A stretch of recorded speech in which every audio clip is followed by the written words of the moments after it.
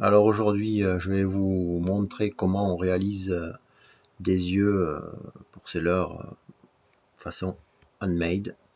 Donc, la première chose, on va aller sur Google, on va taper œil reptile. On va aller dans les images et on va sélectionner un œil qui nous convient.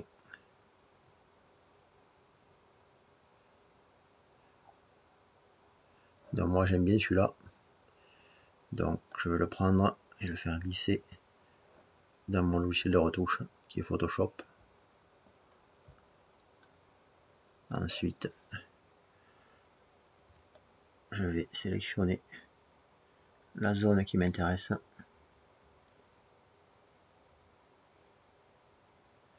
Je vais ensuite la copier. Je vais maintenant ouvrir un autre document. Donc je prends du papier photo.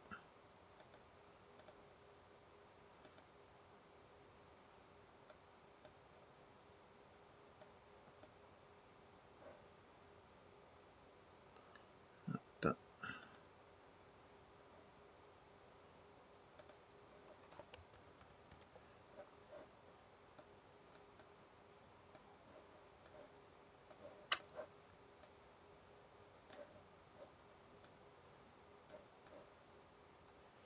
Qui correspond à la taille de mon papier photo pour l'imprimante qui est du 10 par 15 cm.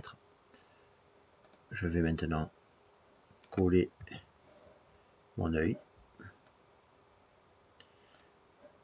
Je vais le redimensionner qu'il fasse 1,9 mm.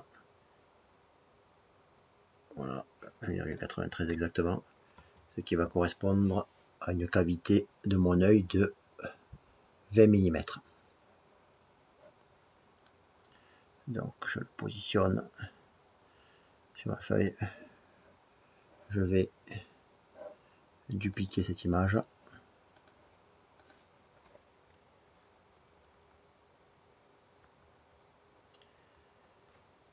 Et pour avoir un œil qui correspond à chaque côté du leurre, je vais en faire une symétrie.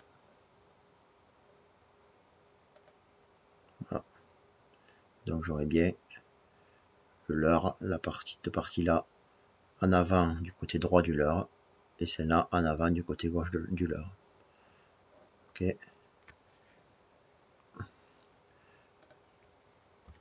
Je vais maintenant dupliquer les deux.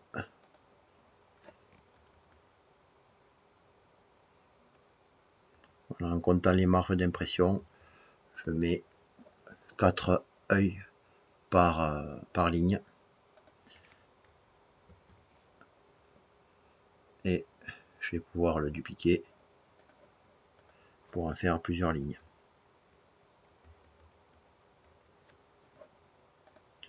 Donc ça c'est ma ligne 1, ça c'est ma ligne 2,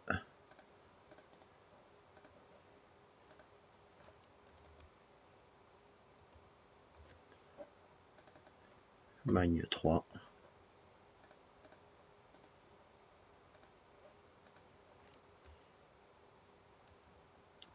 ma ligne 4,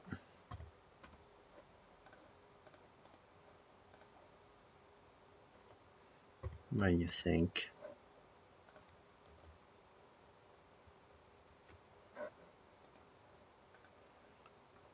ma ligne 6,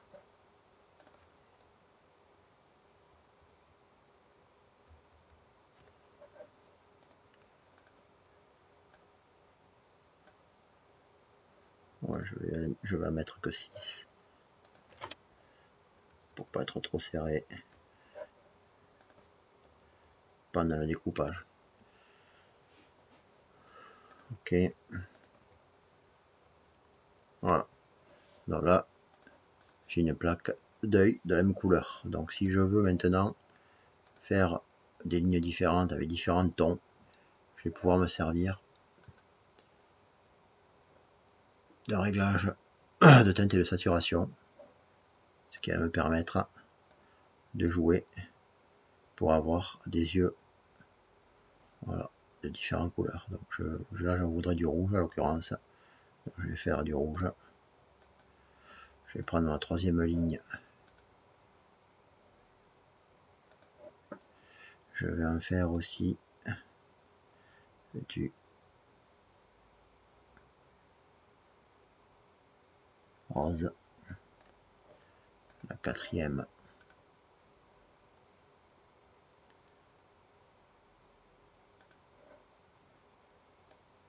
Je vais en faire du chartreux un peu.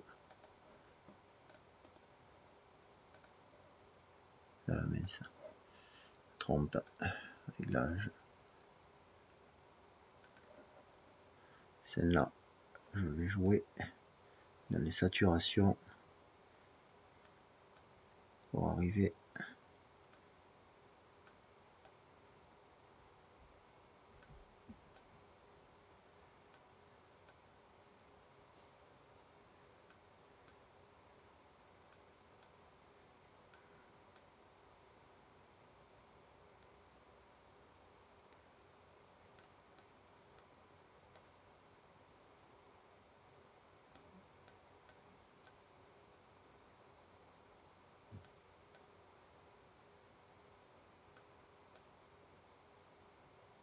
un vert pétard. Et la cinquième ligne, alors je vais prendre la balance de couleurs cette fois-ci, parce que je voudrais arriver à avoir autre chose.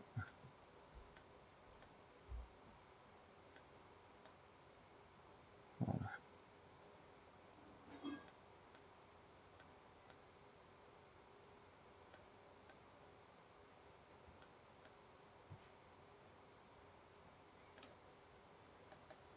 Voilà.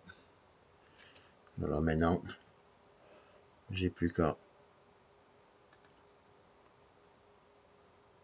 imprimer. Donc d'abord, je choisis les paramètres d'impression. Papier photo glacé professionnel, impression haute, et je vais prendre mon papier en 10 par 15, soit du 4 pouces par 6. Voilà. Donc là on voit bien les marges d'impression, mes yeux vont bien et je peux lancer l'impression.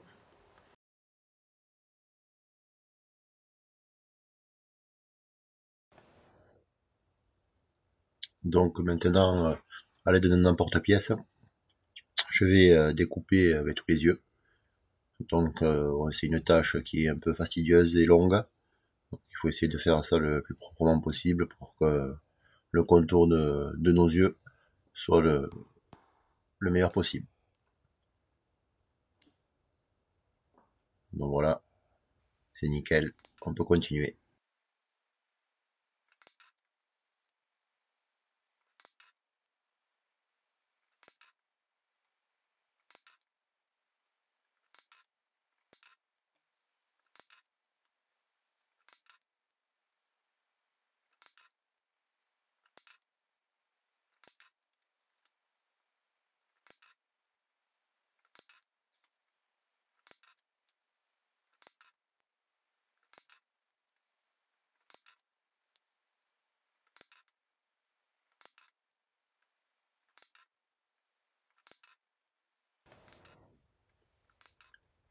Donc une fois tous nos yeux découpés, il suffit de les étaler assez espacés sur une feuille de papier pour pouvoir ensuite déposer le vernis dessus.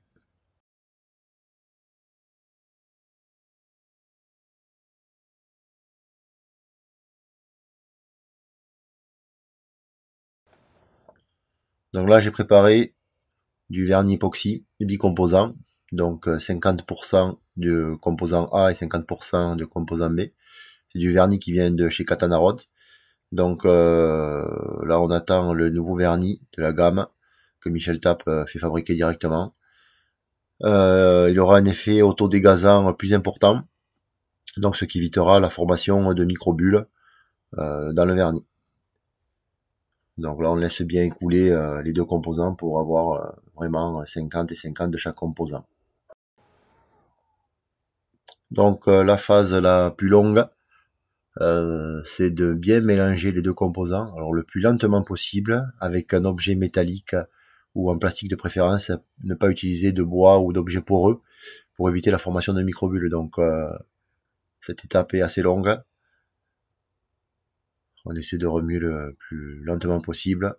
Donc au début, le vernis va devenir un peu opaque et quand il sera bien mélangé, il va être translucide. Donc là, bon, je passe en accéléré puisque j'ai remué pendant 4 minutes 30.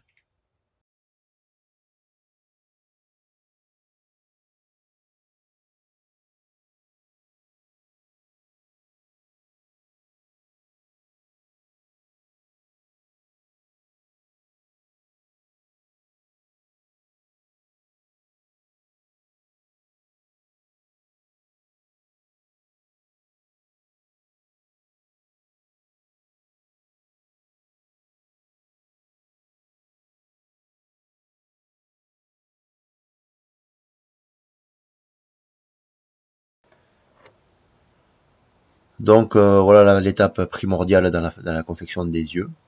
Donc on va étaler une goutte ou deux de vernis sur chacun des yeux. Cela va former un dôme sur l'œil qui va lui donner cet effet bombé. Donc c'est une étape assez délicate et assez longue puisqu'il faut déposer quelques gouttes de vernis sur chacun des yeux.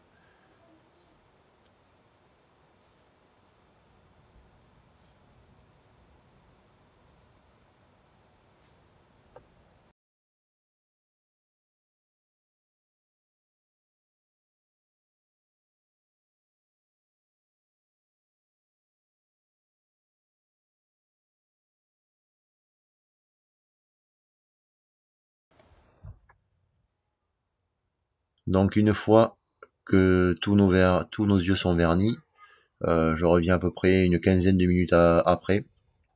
Donc on voit que sur certains yeux le vernis a coulé, que j'en avais trop mis. Et là, avec une petite tige métallique, en fait, je refais le contour des yeux où le vernis n'a pas totalement pris la surface de mon œil. Donc avec une petite tige métallique, je le réétale pour éviter qu'il y ait des endroits sans vernis en fait. Donc c'est une étape qui est assez longue et minutieuse, mais primordiale pour que les yeux aient le meilleur effet et qu'il n'y ait pas de manque de vernis sur la surface totale de l'œil. Donc on peut voir aussi que sur certains endroits, il y a eu beaucoup de coulures en fait, où tout le vernis est sorti de l'œil. Donc il va falloir les déplacer. Voilà, là j'en déplace un, hop, pour que le vernis arrête de sortir de l'œil et continue à se déverser, sinon on va avoir tout le vernis hors de l'œil et notre œil sera plat et le dôme sera perdu. Voilà, donc là aussi une étape assez délicate. On essaie de pas retourner l'œil de l'autre côté, sinon il est perdu.